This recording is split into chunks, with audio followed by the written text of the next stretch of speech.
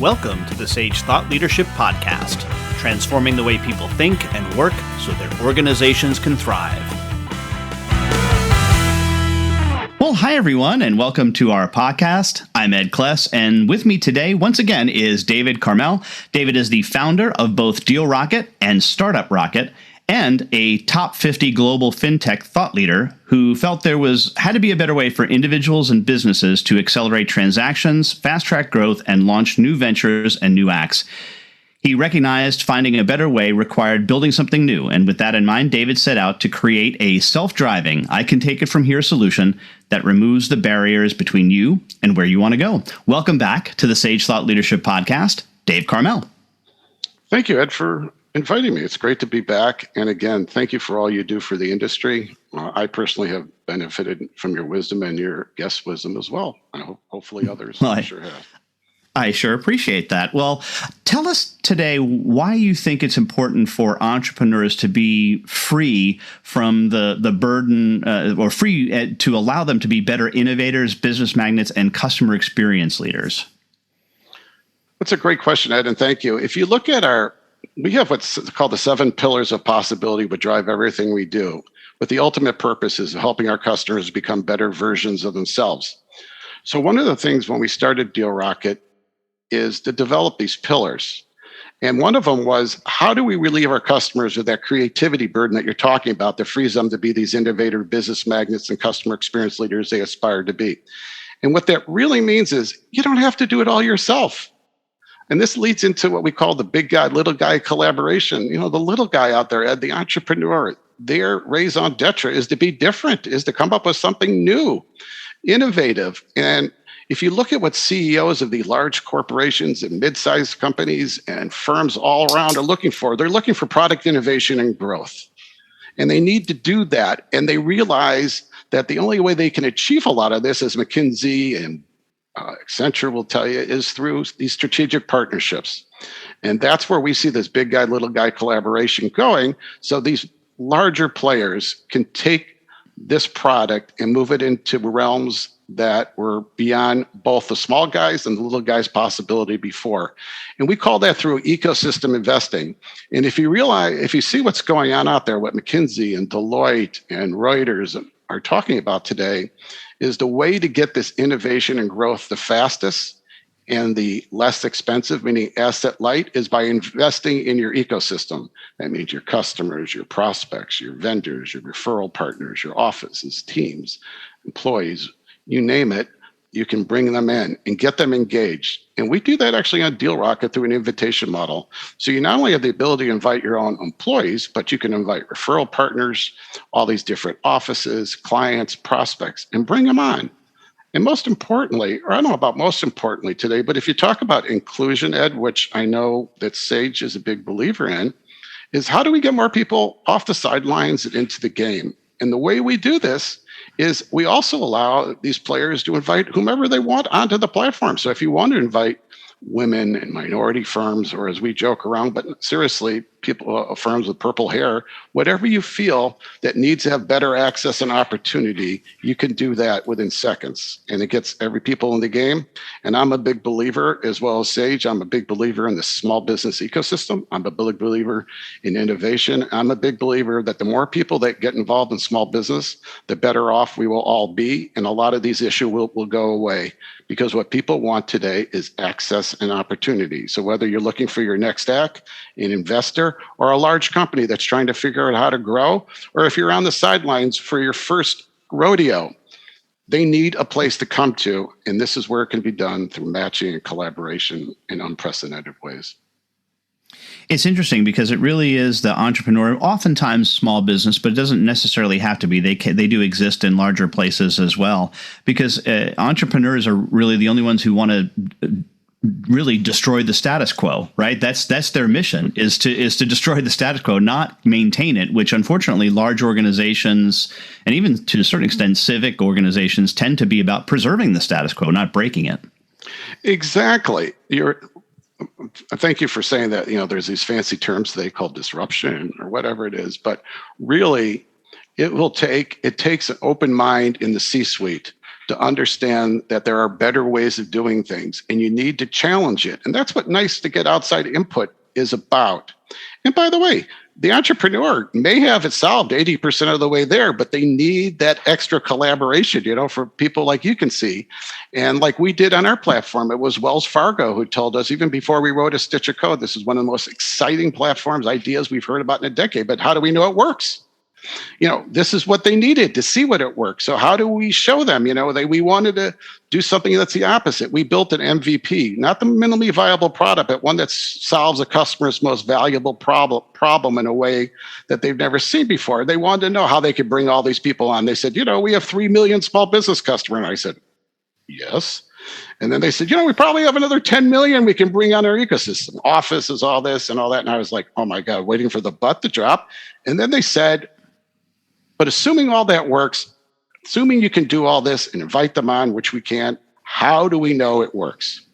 And I said, what do you mean? And they said, well, we're sick of these MVPs, really, minimally viable products. They show, it's a rigged game. They show 5 examples and, they all work, but they can't scale. So I said, what would you like? They said, how about 10 to 15,000 examples, mock or real, and we give us the access to it, and we get in and can kick the living bejeebers out of it to prove it works. And then I said, well, instead of taking the win, I said, well, what about 50 to 100,000? And they said even better.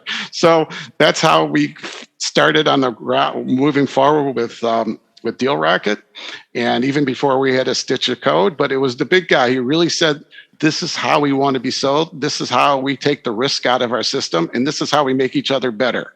Because this is what we can do for you. And this is what you can do for us. And we are all better together. So from your point of view, Ed, it takes shaking up the status quo both ways. Do some companies really interested in shaking up the status quo, challenging certain things? Do they always have a pro and a con, if you know what I mean, when a new idea or suggestion comes up? Or is it just one way of thinking? And one of the beauties today, and as one of my personal favorites, like a Peter Drucker or others, is the key today is diversity of thought, bringing all these people together from different ideas, backgrounds that have common values. I'm not talking politically, I'm talking about their view of wanting to help the customer, is then kick it around. And you'd be so surprised to see what great things can come out of it when not everybody thinks the same way or has the same assumptions going in. Because what entrepreneurs do is they take assumptions and kick the living bejeebers out of it. And what we did at DealRockiT, which is even worse, is I became the target of wanting to blow it up all the time. I wanted it to fail. I wanted it not to be able to get, I had to take that mindset that each module wouldn't get through a certain hurdle, if that makes sense to you, before moving forward. Because it's easy to write, well, it's not easy to write a book or an article, I can tell you, but with software, if you don't get the flows down, it doesn't work. In a book or an article, you can work around a sentence or two, you know what I'm saying? And it's not going to be the end of the world. But the last thing you want in software, in a platform, which is the biggest way to bring people into the game, is not to have a boat anchor. So how do you take something that is readily accessible to everybody and makes it fast, simple, and affordable? And that's what we've tried to do. And just like to thank all those entrepreneurs out there, and companies that I've worked with and my own and employees and all that for how they've influenced me. And the product of this now is DealRockiT and Startup ROCKiT. Well, and to that end, David, we have an exit question, as you know, that we ask all of our guests, and that is, who is a hero of yours and why are they a hero? Well, I would have to say, when I came out of law school and I was hired to be the assistant to the chairman and CEO of a large public company in Chicago. I came from a union background, so I was not really too thrilled about companies. But I got to tell you, one of the things that my boss, Robert Cohn, had taught me was a number of things. But one was taking a risk on people that you feel that can make it 2 steps ahead in any organization and can really be a help. He also taught me how CEOs think, both of public and private organizations, as well as a family business, which they started out as. So getting that mindset and what you're about and the culture and bringing the buy-in. And he also introduced me to another one of, as you call them, heroes, is Peter Drucker. Peter was an advisor and Peter came from Germany, And he had a way of seeing things through surviving through the Nazis and just seeing marketplaces in a whole different way.